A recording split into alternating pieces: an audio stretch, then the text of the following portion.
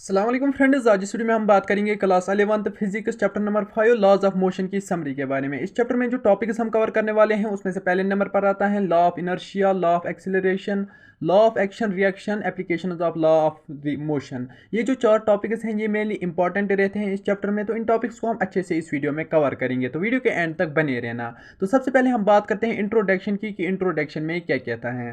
तो इंट्रोडक्शन में क्या कहता है, laws of motion are a set of fundamental physical principles which explain how objects move in a certain environment. They were first formulated by Sir Isaac Newton in 1687 and are still used today to describe and predict the motion of objects. The laws of motion are also known as Newton's law of motion. ठीक, law of motion किस लिए हम use करते हैं, like जो objects होते हैं वो मूव करते हैं एक जगह से दूसरी जगह तक, तो उन्हीं के बारे में जो लॉज दिए हैं सर इसाक न्यूटन ने 1687 में। ये पूछा जाता है, लाइक ऑब्जेक्टिव आता है कि सर इसाक न्यूटन ने कब दिए थे लॉज ऑफ मोशन, ये आपको लिखना है 1687। ठीक, इसमें क्या है कि ये जो लॉज ऑफ मोशन हैं ये हर जगह यूज़ होते रहते हैं, तो इसी के बारे में हमें पढ़ना है कि इसकी एप्लीकेशंस क्या हैं और कहाँ कहाँ हम यूज़ करते हैं, और जो तीन लॉज होते हैं न्यूटन के वो कौन कौन से हैं। The three laws of motion are law of inertia, the law of acceleration and the law of action reaction. जो तीन लॉज हैं न्यूटन के वो क्या क्या हैं, सबसे पहला है लॉ ऑफ इनर्शिया, दूसरा है लॉ ऑफ एक्सेलरेशन एंड तीसरा है लॉ ऑफ एक्शन रिएक्शन। इन तीनों के बारे में हम आगे पढ़ेंगे, तो वीडियो के एंड तक बने रहना। These laws explain how objects move in a straight line, how they accelerate and how forces act on them. ये जो तीनों लॉज हैं इनमें से ये क्या एक्सप्लेन करते हैं, लाइक कि जो ऑब्जेक्ट्स होते हैं वो स्ट्रेट लाइन में मूव कैसे करते हैं, और दूसरा चीज़ कि उनकी जो स्पीड या एक्सीलरेशन है वो कैसी बढ़ती हैं, और तीसरा चीज़ कि जो उन पे एक्सटर्नल फोर्सेस लगते हैं वो कैसे लगते हैं। तो पढ़ते हैं इनके बारे में आगे। तो सबसे पहले टॉपिक के बारे में बात करते हैं जो कि है लॉ ऑफ इनर्शिया। लाइक ये जो पहला लॉ है वो है law of inertia. The law of inertia states that an object at rest will remain at rest and an object in motion will remain in motion unless acted upon bye an outside force. ठीक, ये जो law है ये simple law है, like अगर कोई object motion में है, ठीक, अगर ये चल रहा है ये कोई ऑब्जेक्ट, ठीक, इसको रोकने के लिए कोई एक्सटर्नल फोर्स लगाना पड़ेगा, लाइक इसके आगे कुछ रखना पड़ेगा, या इसको कोई ऐसा ग्रेविटेशनल फोर्स देना पड़ेगा, या कोई मैग्नेटिक फोर्स देना पड़ेगा जिससे इसकी स्पीड या एक्सेलरेशन कम हो जाए और ये रुक जाए, उसे कहते हैं लॉ ऑफ इनर्शिया। या दूसरा चीज़ जो इस दूसरा सिनारियो है इसका वो ये है कि अगर कोई चीज़ रेस्ट पे है, रेस्ट इन द सेंस कि वो एक ही जगह है, वो तब तक नहीं हिल जाएगा जब तक उस पर एक्सटर्नल फोर्स नहीं लगेगा, लाइक जब तक हमें उसे धक्का नहीं देंगे। ये मैं एग्जांपल दे रहा हूँ, ऐसे ही ग्रेविटेशनल में होता है, ऐसे ही मैग्नेटिक फील्ड में होता है। ये आप याद रखना लॉ ऑफ इनर्शिया क्या होता है। लॉ ऑफ इनर्शिया सिंपल है, अगर ये आपको पूछा जाएगा कि state the law of inertia, ये 2 मार्क्स का आता है क्वेश्चन, तो इसको क्या लिखना है आपका answer, that an object at rest will remain at rest and an object in motion will remain in motion unless acted upon by an outside force.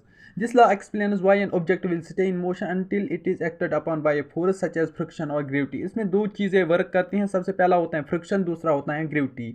ठीक, the law of inertia is also known as Newton's first law of motion and it is the basis for understanding how objects move in a straight line and it is also basis for understanding how objects can be accelerated as a force must be applied in order to change the object's current motion. ठीक, हमें इससे क्या, जो ये law of inertia है ये इसी जगह यूज़ नहीं होता है, लाइक ये किस किस जगह यूज़ होता है, अगर हमें कोई चीज़, लाइक जो रॉकेट्स होते हैं, स्पेस एजेंसीज जो होती हैं वो रॉकेट भेजते हैं, तो उनको ये लॉ की बहुत ज़्यादा ज़रूरत पड़ती है, लाइक उनको पता होता है कि हमें कितना मोशन देना है, लाइक कितना फोर्स एक्ट करना है किसी रॉकेट पे, कितना तेल डालना है उसमें कि वो इस फोर्स से जाएगा ऊपर और वहाँ चांद पर पहुँच जाएगा, तो उसके लिए law of inertia law use होता है। आई होप ये आपको समझ आया होगा। तो बढ़ते हैं नेक्स्ट टॉपिक की तरफ जो कि है law of acceleration.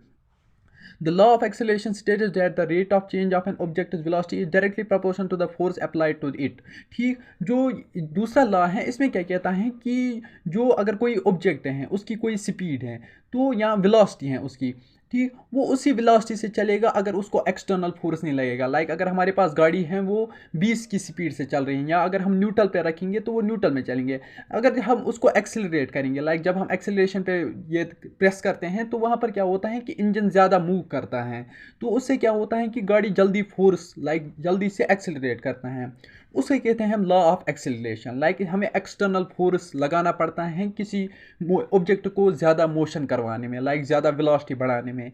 This law also explains why an object will accelerate when a force is applied to it and is also known as Newton's second law of motion.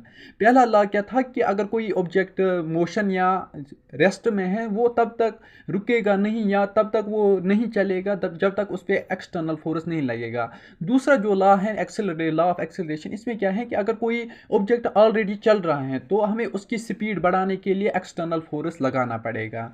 ठीक, the law of acceleration is used to calculate the acceleration of an object when a force is applied to it. और जो ये law of acceleration है ये किस लिए use होता है कि अगर हम कोई चीज़ किसी स्पीड से चल रहा है तो उसको हमें कैलकुलेट करना है कि ये किस एक्सेलरेशन से चल रहा है, तो उसके लिए हम लॉ ऑफ एक्सेलरेशन यूज़ कर सकते हैं। आई होप ये भी आपको अच्छे से समझ आया होगा। तो बढ़ते हैं नेक्स्ट टॉपिक की तरफ जो कि है लॉ ऑफ एक्शन रिएक्शन।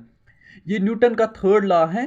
इसमें क्या कहता है, the law of action reaction states that for every action there is an equal and opposite reaction. ये आपने ऑलरेडी पढ़ा होगा कि जितना हम फोर्स किसी पे लगाते हैं उतना ही फोर्स वापस आ जाता है। The law of action reaction is used to explain why objects move in the opposite direction when a force is applied to them. ये जो ये लॉ है ये किससे यूज होता है कि जब हम किसी चीज़ पे फोर्स एक्ट करते हैं वो अपोजिट डायरेक्शन में चला जाता है। अपोजिट इन द सेंस कि हम अगर यहाँ से धक्का देंगे तो वो यहाँ चला जाएगा, यही होता है law of action reaction. I hope guys कि ये वीडियो आपको पसंद आया होगा। अगर ये वीडियो आपको पसंद आया तो वीडियो को लाइक करना ना भूलना, और अगर आप मेरे चैनल पर नए हो तो सब्सक्राइब करना भी ना भूलना। मिलते हैं नेक्स्ट वीडियो में, तब तक के लिए अल्लाह।